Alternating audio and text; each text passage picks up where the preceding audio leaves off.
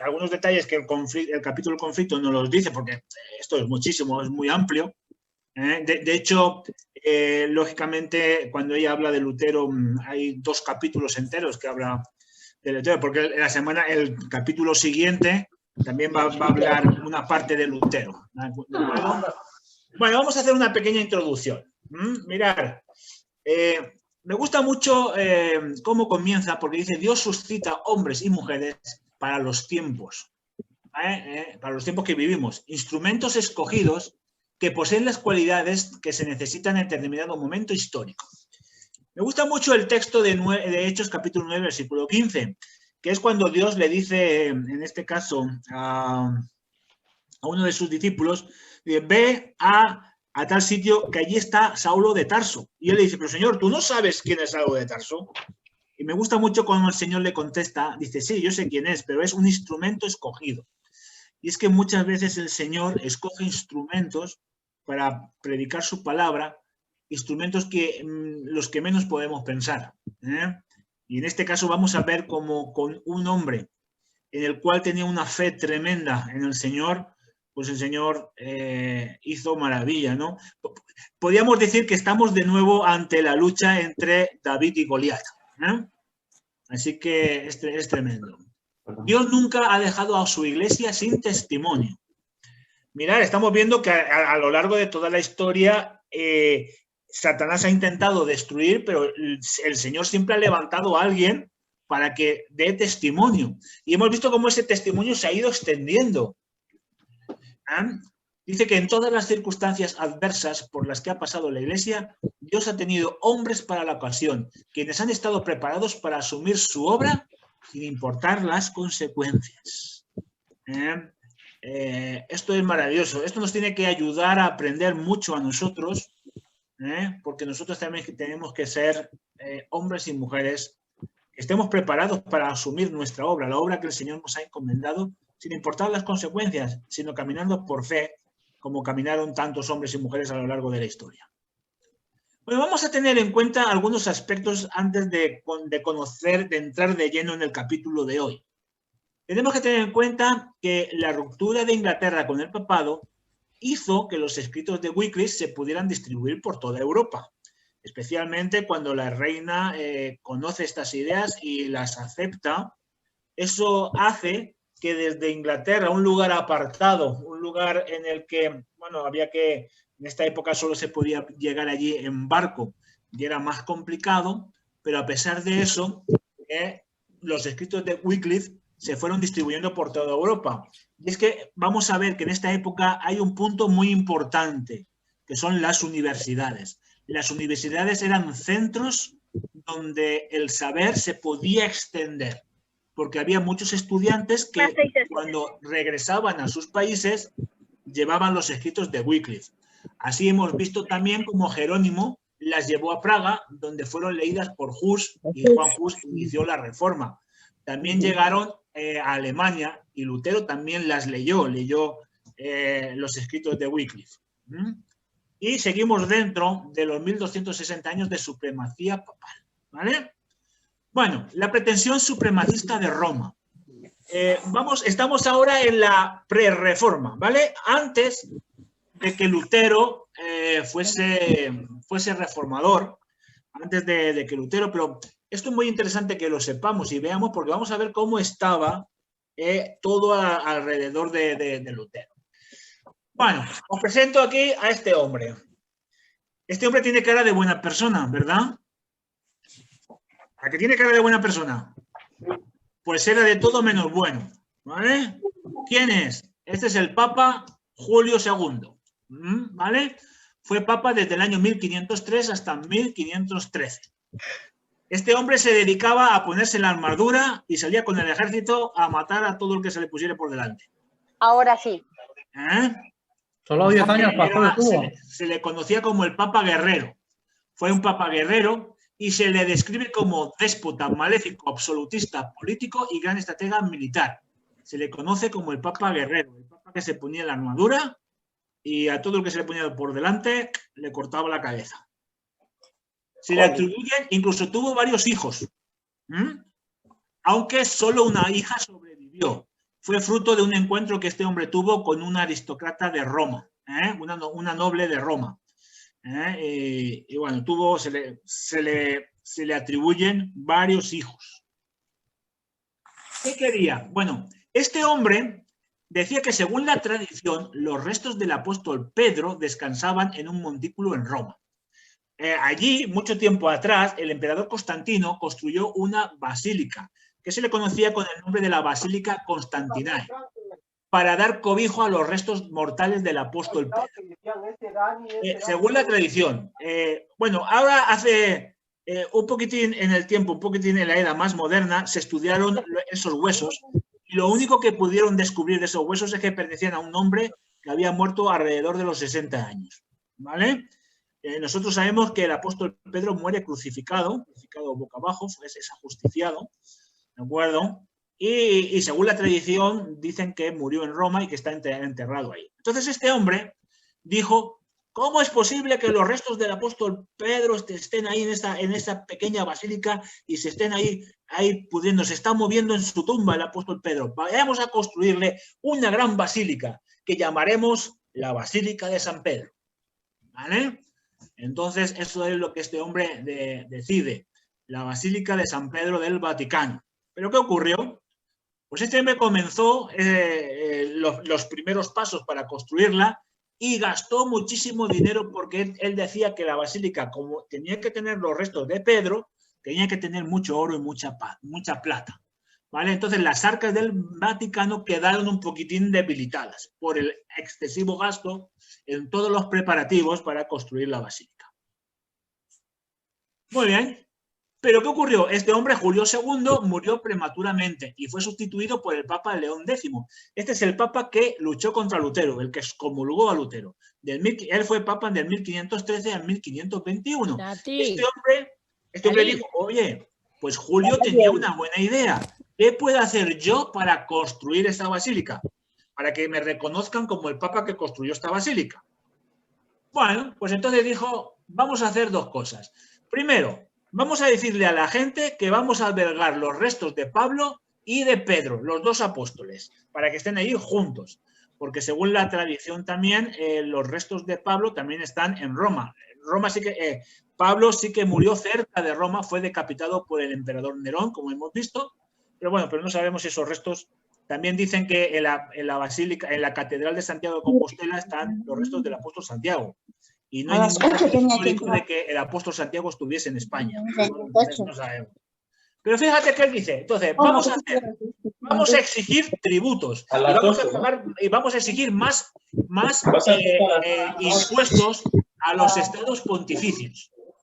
¿Y qué vamos a hacer con la gente?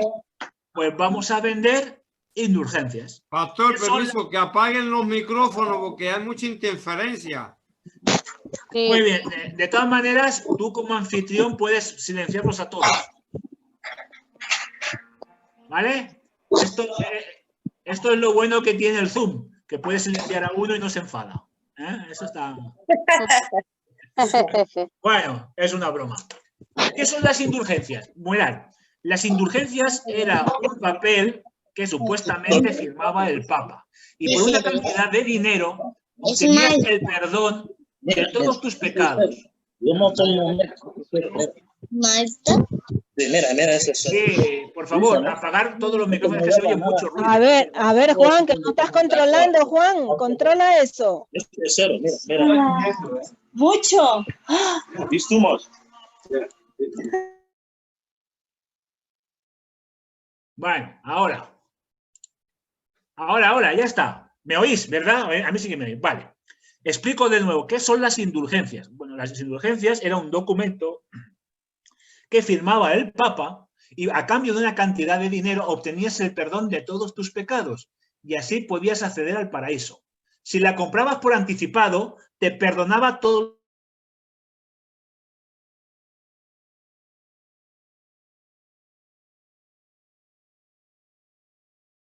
No se te oye, pastor. Sí, que no se le oye, pastor. Es que se ve que me han silenciado. Ya. Vale. Pues eso era, las indulgencias. Vuelvo a repetirlo. Sí. Ahora sí. Venga, vale. Era un documento que firmaba el Papa que a cambio de una cantidad de dinero obtenías el perdón de todos tus pecados y así podías acceder al paraíso. Si la comprabas por antelación, te perdonaba todos los pecados que pudieras cometer y también servía por una cantidad de dinero para liberar el alma de algún familiar o algún conocido del infierno y era trasladado al cielo. ¿Vale? Esto eran las indulgencias. Muchos fueron enviados a los estados pontificios a vender las indulgencias para conseguir medios y dinero para construir la Basílica de San Pedro. Bueno, en esto aparece un hombre que se llamaba Martín Lutero. Se le conoce como el padre de la Reforma y estamos en la parte 1 del tema. Bueno, vamos a ver un poquito. Lutero nace en la ciudad de Eisleben, en Alemania, en 1483, en la región de Sajonia, más o menos está en el centro de Alemania, siendo el primogénito de 8 hermanos. Sus padres tuvieron 4 varones y 4 hembras. Él fue el primero. Sajonia estaba dividido en 2. Esto es muy importante para después saber todo lo que pasó con Lutero. La Sajonia era, primero, la parte que era el electorado de Wittenberg, que estaba gobernado por Federico el Sabio. ¿Vale? Este hombre va a ser muy importante en la vida de Lutero. Y después estaba la Sajonia ducal. O sea, estaba dividida en 2 partes, este reino. La Sajonia, electorado de Wittenberg, estaba gobernada por Federico el Sabio, quien fue el protector de Lutero. Gracias a este hombre, protegió a Lutero y Lutero pudo escapar de las manos de Roma en más de una ocasión. El emperador era Federico III, que luego fue sustituido por Carlos V, cuando él muere. En Roma, el Papa era Sixto IV, quien a petición de los reyes católicos instauró la Inquisición española. Este hombre se conoce porque fue el que instauró la Inquisición en España y después, bueno, ya sabemos todo lo que pasó con la Inquisición. Bueno, mirad qué interesante para que veamos todo lo que estaba pasando en Roma. En un periodo de 1503 a 1534 hubieron 4 papas en Roma. El primer papa fue Julio II, ¿vale? Julio II fue papa del 1503 a 1513.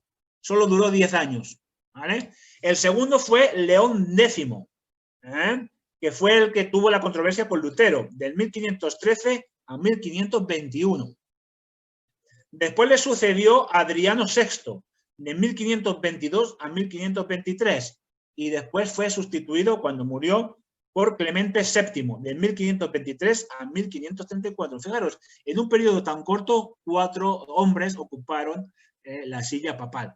Y nos podemos preguntar, ¿y esto por qué? Bueno, esto se debía a las ansias de poder dentro de Roma, la debilidad moral de los papas, por la falta de unidad en cuanto a credos. Mirad, en esta época existían muchos credos en la Iglesia que se iban desarrollando según las necesidades, especialmente de los emperadores y de los nobles. También había muchas prácticas inmorales dentro del Vaticano y algunos papas habían dejado a Roma con mucha deficiencia económica por gastar grandes sumas de dinero. Hay una leyenda negra y es que muchos papas cuando estorbaban aparecían muertos. Entonces vamos a ver que hay pontificados muy cortos que de repente, sin ningún motivo, pues el papa aparece muerto. Eso lo vamos a ver a lo largo de toda la historia del papado. Bueno, volvemos un poquito a Lutero. Ahora sí que vamos a centrarnos un poquito más en su niñez. A Lutero le pusieron el nombre de Martín porque nació un día antes de la fiesta de San Martín de Tours, un santo. Este era un obispo católico húngaro beatificado por el Papa y nombrado santo. Entre otras cosas, dicen que un día San Martín le entregó la mitad de su capa a un mendigo que tenía frío y resulta que este mendigo era, dice la leyenda, que era el mismo Jesús, el cual le dijo que él iba a ser un santo. ¿Vale? Muy bien. Los padres de Lutero, Hans y Margarita, se trasladan a la ciudad de Hansfield en 1484. Era una familia modesta. El padre trabajaba en las minas, era minero. En esta época en Europa se estaba explotando las minas de cobre. Su familia se traslada a otro lugar cuando Martín apenas tenía 1 año. El padre quería que Martín estudiase leyes. Nunca quería que su hijo fuese monje. Fue educado en el temor de Dios y sus padres oraban al Señor a favor de su hijo. Aunque es cierto que los padres fueron bastante exigentes, sobre todo su padre, fue muy exigente con Martín. Bueno, en la escuela Martín Lutero fue tratado con dureza por la pobreza de sus padres. Pero Martín era un muy buen estudiante. Muy bien, para que veamos un poquito cómo estaba la sociedad, qué ideas religiosas habían en la época de Lutero, porque todo esto él creció con todas estas ideas y luego le jugaron malas pasadas. Lutero a lo largo de su vida tuvo varias crisis de fe muy fuertes, especialmente por todo lo que había. Mira, las ideas religiosas de su época le daban mucho miedo. Primero, Dios era presentado como un tirano, era un Dios justiciero, castigador. A esto él le daba mucho miedo, le daba mucho miedo también el infierno y el purgatorio. La sociedad estaba obsesionada con la muerte. Había pasado la peste negra. En la peste negra murieron más de 25 millones de personas en toda Europa. Había diferentes guerras en Europa. Pero lo que más hacía es que el clero decía que todo esto era castigo de Dios. Entonces la sociedad vivía traumatizada. Es decir, creían en un Dios al cual daba miedo, no en un Dios de amor. Y todo esto se fue metiendo en esta sociedad y es con lo que Lutero creció. Porque en esta época en las escuelas se enseñaba la religión de Roma. También se enseñaba que nosotros solamente somos salvos si hacemos obras buenas. Pero ante todo, lo que muchos estaban viendo es que la Iglesia no podía ofrecer una solución al problema de la salvación. Porque la Iglesia, la salvación era a través de la obediencia al Papa y la sumisión a la Iglesia, y a través de las obras. Caridad, limosna, etcétera, etcétera. Con todo esto, tú podías ser considerado salvo. Muy bien, vamos a ver. En 1501 Lutero ingresó en la Universidad de Erfurt. Allí comenzaron a llamarle el filósofo. Lutero era una persona lista y muy buen estudiante a pesar de su pobreza. Un año después, en el 502, se tituló con un grado de bachiller y en 1505 una maestría, quedando el segundo de 17 candidatos, con la segunda mejor nota. Siguiendo los deseos de su padre, se matriculó en la Universidad de Derecho para estudiar leyes. El padre de Martín quería que su hijo fuese funcionario, que estudiase leyes, que trabajase para el Estado. Sus padres ya disponían de medios económicos. Su padre hizo algunas inversiones que le salieron bien y llegó a ser director de varias minas de cobre. En 1507 su padre formaba parte del Consejo Comunal Minero, convirtiéndose en un gran empresario. Entonces, ahí vemos que eran padres muy severos, pero preocupados por la educación de sus hijos. Un tiempo después, Martín Lutero escribió que su padre fue muy severo con él, muy duro con él, pero esto le ayudó después a poder enfrentarse a ciertos miedos y a ciertas circunstancias por las que él vivió, por las que él pasó. Martín se destacó como un excelente estudiante, pero siempre confiaba en la dirección de Dios. A pesar de las ideas, a pesar de que es cierto que en su juventud y en su niñez Martín tenía miedo a Dios, pero aún así siempre confió en la dirección del Señor. Cada día comenzaba con oración. Él siempre nos va a decir que él comenzaba cada día con oración. Y esto él luego va a decir que le ayudó muchísimo en los tiempos más difíciles, porque cada día lo primero que hacía era ponerse en las manos del Señor. Bueno, vamos a ver que van a ocurrir en su juventud dos sucesos que cambiarán su vida por completo.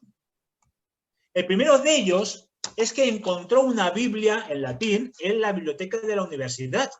Claro, él le extrañó mucho. ¿Qué hace en una universidad de derecho, de leyes, una Biblia? ¿De acuerdo? Eso le extrañó muchísimo. Además, estamos en una época donde no era fácil encontrar una Biblia, porque sabemos que la Biblia estaba prohibida por Roma, su estudio, no estaba la Biblia en sí, sino su estudio y su interpretación. Solamente el clero, los religiosos lo podían hacer, siendo el Papa la máxima autoridad. Entonces la gente tenía mucho miedo acerca de todo esto, pero a Martín la lectura de la Biblia le convenció de que era un pecador y no quería ofender a Dios. Y ahí comenzó un poco su lucha contra Dios. Esto es muy interesante porque Dios lo escoge como instrumento escogido, pero él tiene una lucha contra Dios. Pasó igual que con el apóstol Pablo. Saulo de Tarso fue escogido por Dios, pero antes tuvo una lucha en contra de Dios. Pues esto también le pasó a Martín. Lógicamente la lucha de Martín no fue como la de Saulo, fue distinta, pero simplemente es un símil para que lo entendamos. El siguiente suceso ocurrió el 2 de julio del 1505. Lutero regresaba por un camino de ver a sus padres cuando de pronto se desató una terrible tormenta eléctrica. Preso del miedo, clamó a Santa Ana por su protección y prometió que si le salvaba la vida, entraría en un monasterio. Tuvo tanto miedo que él dice que podía haber muerto y sentía horror de compadecer ante el tribunal de un Dios implacable y justiciero. Él luego escribió: tenía tanto miedo ese día porque si yo hubiese muerto, ¿cómo me presento ante un Dios de justicia? Un Dios justiciero, yo que me siento un pecador. Así que él decidió que tenía que ser santo y dijo, pues la mejor manera de ser santo es entrar a formar parte de la iglesia. Él pensaba que era una iglesia santa. Así que el 7 de julio de 1505 entró como novicio en un monasterio agustino en contra de la voluntad de su padre.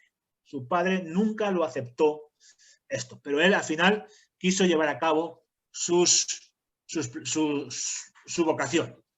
Bueno, su vida en el monasterio no resultó sencilla. Él escribiría que tuvo que hacer cosas que le daban mucha vergüenza, como por ejemplo pedir limosna. Dice, me daba mucha vergüenza salir a pedir limosna. Pero lo que a él más le mortificaba es que no encontraba la paz que él anhelaba. Él pensaba que entrando en un monasterio iba a encontrarse con Dios, pero no es así, sino que tenía que desempeñar varios trabajos que no le gustaban. Pero lo hacía para agradar a Dios. Claro, hermanos, estamos en una época donde la gente piensa que la salvación es por obras. Entonces yo hago cosas para que Dios esté contento y así puedo ser salvo. Pero tenía un escape. Su delicia era estudiar una Biblia por las noches. Había encontrado en una parte del monasterio una Biblia que dice que estaba encadenada, estaba atada. Y dice que allí Lutero acudía noches enteras para estudiar la palabra de Dios, para estudiarla con deseo, con deseo. La verdad, cuando vemos estos hombres, el deseo que tenían por estudiar la Biblia, a veces decimos, vaya, nosotros hoy en día que lo tenemos tan fácil, a veces no tenemos tiempo para estudiarla. Y él dice que pasaba noches enteras estudiando la palabra de Dios.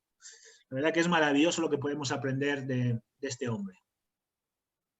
En 1507 fue ordenado sacerdote y al celebrar su primera misa tuvo tanto terror de estar ante un Dios santo que sintió ganas de salir corriendo. Mirad lo que él escribió un tiempo después. Él dice, al celebrar mi primera misa me asusté tanto que estuve a punto de abandonar el altar, porque pensé, ¿quién es como el que estás hablando? Desde entonces siempre celebré la misa con terror y agradezco a Dios que me haya librado de todo esto. Porque él decía, ¿cómo puedo yo hacer esto delante de un Dios tan santo? Tenía terror, tenía miedo cada vez que celebraba la misa. Bueno, esto le llevó a varias crisis espirituales, ¿de acuerdo? Lógicamente, esta imagen que tengo aquí es que Satanás no iba a permitir que este hombre saliera adelante. Entonces tuvo varias crisis espirituales. Fueron muy grandes. ¿Por qué tuvo estas crisis? Bueno, estas crisis se debían a, primero, no tenía la seguridad del perdón divino y esto lo atormentaba.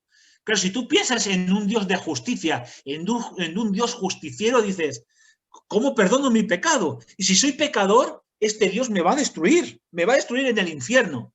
Esto le daba mucho miedo. Quería agradar a un Dios justiciero que no perdona y por ello no tenía tampoco la seguridad de la salvación. Si no agrado a Dios, si soy un pecador y no agrado a Dios, ¿cómo voy a ser salvo?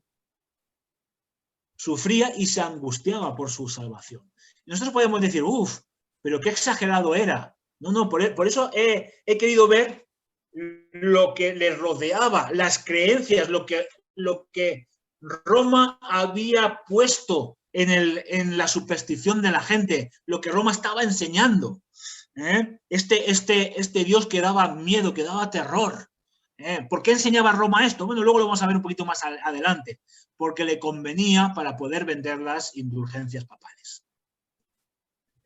Bueno, todas estas crisis eran debido a la visión de Dios, que Lutero y de la sociedad. Los vamos a resumir en 9 puntos. Es decir, ¿cómo veía Lutero y la sociedad a Dios? 9 puntos. Primero, ver a Dios como un ser vengativo y castigador, sin querer perdonar a la humanidad. La idea de que el pecado original había sumido a la humanidad en un estado insalvable. Él pensaba, como nuestros primeros padres pecaron y el pecado entró en el mundo, y como Dios es un Dios de justiciero y la paga del pecado es la muerte, no tenemos solución. No hay una solución. La creencia en que la justicia de Dios era destructora, no salvífica. Él creía que la justicia de Dios te aniquilaba por ser pecador. Tenían mucho miedo al infierno y al purgatorio. Él diría mucho más adelante que este miedo lo atormentaba día y noche. La salvación por obras, como hemos dicho, no entender la verdadera gracia de Dios, porque no se entendía en esta época. La insistencia en buscar la salvación en Él mismo, no en Dios. Claro, si tú haces obras, la salvación está en ti, tienes que hacer tú cosas. Pero la salvación no está en ti, la salvación está en Cristo. Y esto es lo que él no entendía. No solo él, sino la sociedad en la cual él vivía. La perfección. Él decía que para comparecer delante de Dios tenía que ser perfecto y santo. Por eso había entrado en el monasterio. Pero sobre todo, también lo mortificaban las exigencias de la vida del monasterio. Porque él había entrado en el monasterio para encontrar a Dios. Y no lo estaba encontrando. No estaba encontrándose con el Dios que él quería encontrarse. Bueno, pero gracias a Dios el Señor le presentó una solución. La solución primera, fueron 2 soluciones. La primera fue la dirección de un hombre piadoso y preocupado por Lutero. Fue Johann Staupitz. Este era el vicario del monasterio, hombre piadoso y creyente que enseñó a Lutero las maravillas de las Escrituras. No todo en el monasterio era malo. Había gente que buscaba al Señor. Eso lo vamos a encontrar después, un poquitín más adelante.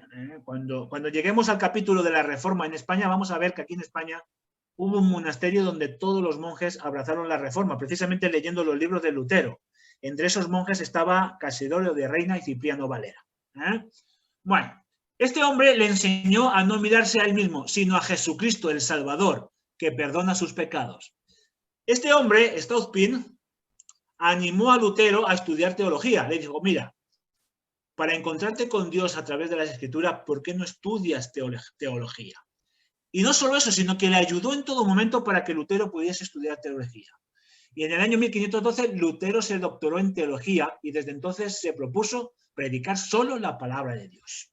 El segundo suceso fue lo que se llamó la experiencia de la torre. Esto ocurrió entre el año 1512 y 1513, en la torre del convento de Wittenberg, donde Lutero estaba. Mientras leía la Biblia encadenada, llegó un momento que se quedó maravillado por 2 versículos que encontró en la epístola a los Romanos. Fueron Romanos capítulo 1, versículos 16 y 17. Ese texto dice que el justo es justificado por la fe. Esto cambió la vida de Lutero. Ahí empezó a comprender, es claro, la salvación no está en mí, la salvación está en la fe en Jesucristo. Y a partir de ese momento Lutero empezó a predicar solo la palabra de Dios y a enseñar los maravillosos tesoros de las Escrituras. Ya no enseñaba la doctrina de Roma, enseñaba solo la Escritura. Pero hubo un momento que el joven Lutero quedó totalmente desilusionado. Este hombre tuvo muchas luchas. Lógicamente Satanás no lo iba a dejar. La gran desilusión. Lutero tenía ganas de visitar la santa ciudad de Roma. Él pensaba que en Roma todo era santidad, que Roma era una maravilla, que era una ciudad maravillosa. Pues se le llama la ciudad santa, donde se podía encontrar con Dios. Así que con mucha ilusión comenzó su viaje hacia la Santa Ciudad. En el camino fue hospedándose en monasterios. Algunos monasterios eran más humildes, pero sin embargo encontró otros monasterios que eran extremadamente ricos por las donaciones, especialmente de los burgueses. Quedó perplejo ante lo que observó en algunas órdenes religiosas. Él no podía comprender, él decía, ¿cómo en mi convento estamos pasando hambre, estamos pasando privaciones, estamos pasando tanta necesidad y aquí derrochan? Vemos que no había un equilibrio. Pero cuando llegó a Roma quedó horrorizado. Pensaba ver una ciudad santa, una ciudad dedicada a Dios, una ciudad piadosa. ¿Pero qué encontró? Encontró todo lo contrario. La realidad fue que encontró indignidad en el clero. En Roma había burdeles solamente para los clérigos. Misas que lo horrorizaban, libertinaje, pobreza y miseria. Vio un papa, Julio II, enfundando su armadura de guerra, dedicado más a la guerra y al deseo de poder que a Dios. Y sobre todo vio una ciudad que comerciaba con las reliquias y todo el dinero que se utilizaba para venerarlas. Pero había algo que lo desilusionó todavía más. Según una tradición, dicen que la escalera del pretorio que Jesús pisó en Jerusalén cuando fue juzgado por Lutero, milagrosamente fue trasladada a Roma. El Papa prometía indulgencia a todos aquellos que tras depositar una moneda en el cofre subían de rodillas la escalera rezando en cada escalón un Padre Nuestro.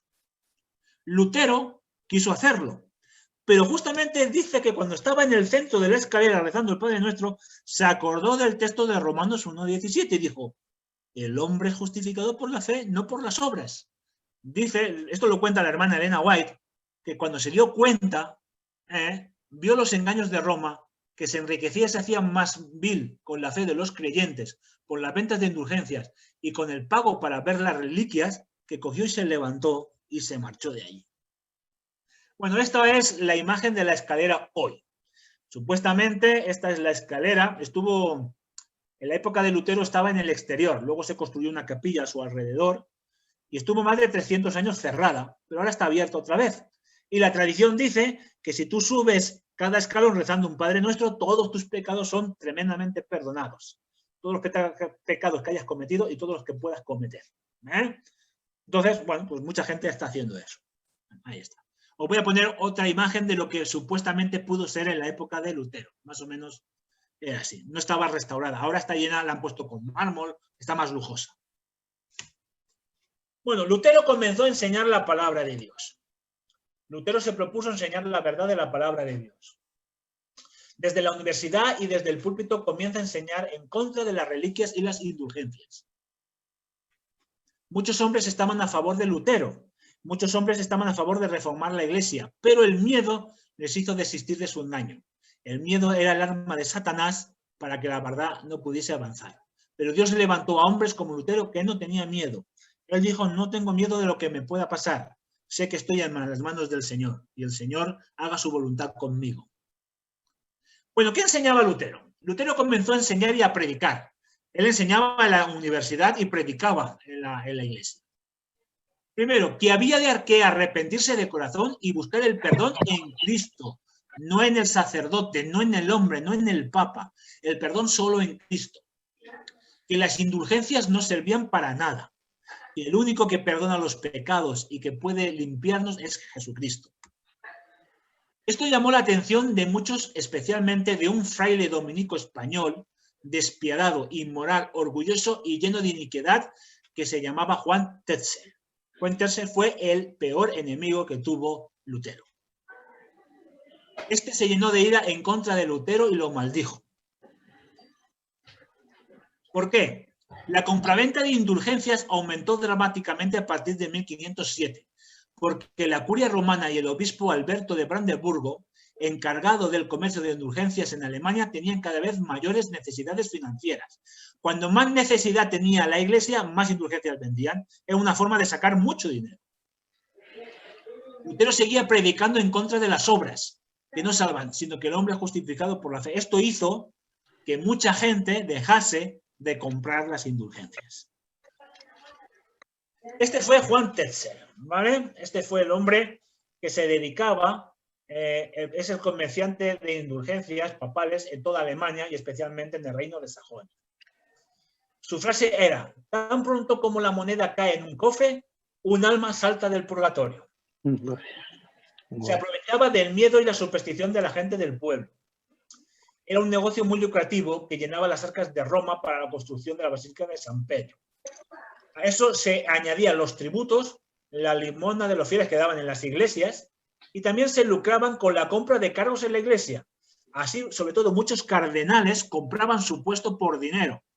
Muchos nobles que querían entrar y controlar la religión compraban el puesto de cardenal.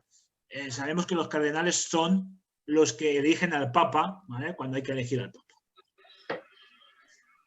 Pero hay un momento clave para la Reforma. Este es el momento clave, ¿de acuerdo? Ocurrió en la víspera de Todos los Santos del año 1517.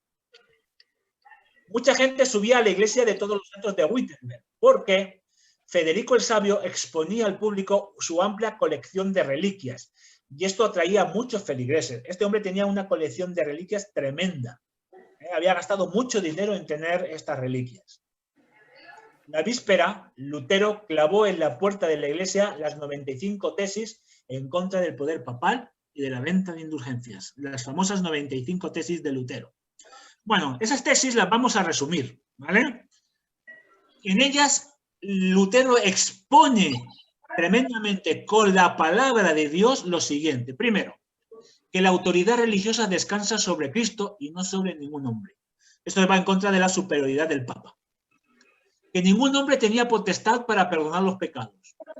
El infierno y el purgatorio eran falsedades de la tradición de la Iglesia, que no existían. Que la verdad del Evangelio reside solo en Cristo, no en el Papa, no en la Iglesia. La salvación no está en la Iglesia, está en Cristo. Que el tesoro más maravilloso que tiene la Iglesia es el Evangelio de Cristo y su salvación. Que la gracia de Dios es gratuita y se otorga a los que buscan a Dios con arrepentimiento y fe. Y que el hombre es justificado por la fe y no por las obras. Además, Lutero desafió a cualquiera que quisiera debatir con él con la palabra de Dios las tesis. Pero esto no era por arrogancia, no, ni por presunción. Era porque él tenía fe en la palabra de Dios. O sea, no era arrogante. Él simplemente dijo: oye, si alguien con la palabra de Dios me demuestra que estoy equivocado, yo me corregiré. Pero me lo tienen que demostrar con la palabra de Dios. Pronto las tesis empezaron a extenderse por toda Alemania. Por medio de la imprenta se distribuyeron por todos los rincones. Muchos profesores de teología y dignatarios, incluido Federico III el Sabio, se convencieron de la veracidad de los escritos de Lutero. Muchos encontraron paz y deseo por conocer más la palabra de Dios, aunque estaba en latín. Todavía Lutero no la había traducido. Eso lo veremos en el siguiente capítulo. Pero Roma se enteró. Mirad, el sistema de espionaje de Roma funcionaba muy bien. Los clérigos, los sacerdotes, los frailes enseguida enviaban misivas e informaban de todo al Papa. Y claro, informaron de lo que había hecho Lutero. Así que enseguida Lutero recibe una citación para presentarse en Roma y responder ante el cargo de herejía. Pero Federico el Sabio intercede por Lutero y dice: no, Lutero no sale de Sajonia. Porque él sabía que si Lutero se iba a Roma, se lo iban a cargar.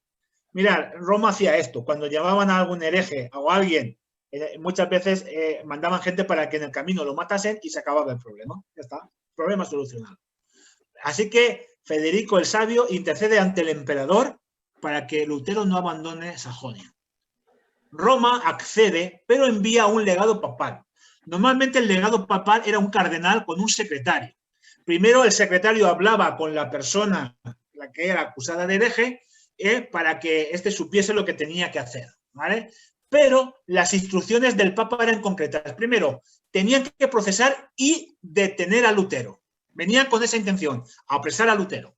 Maldecir y excomulgar y procesar a todo aquel que ayude a Lutero o siga sus doctrinas, sean clérigos, burgueses o alta nobleza. Todo ello con el consentimiento del emperador Carlos V. Pero Dios en estos momentos envía a un joven para que ayude a Lutero. Este joven fue un discípulo suyo que se llamó Melantón. Luego ya hablaremos más adelante de él. Bueno, ¿qué ocurre? Lutero había recibido amenazas de muerte, amenazas de secuestro.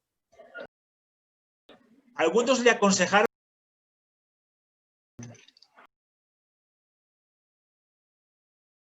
no sin antes tener un salvavidas del emperador. Esto él quería que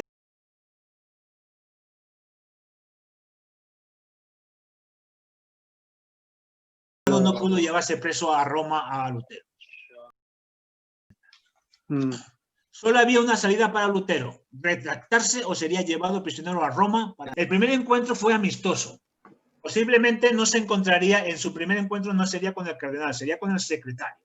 Y este secretario le dijo a varias cosas a Lutero. Tenía primero que se sometiese a la autoridad de la Iglesia, que cediera en todo sin defenderse y sin cuestionar a Roma, y solamente tenía que decir una palabra: me retracto, me retracto. Sencillamente eso tenía que hacer Lutero.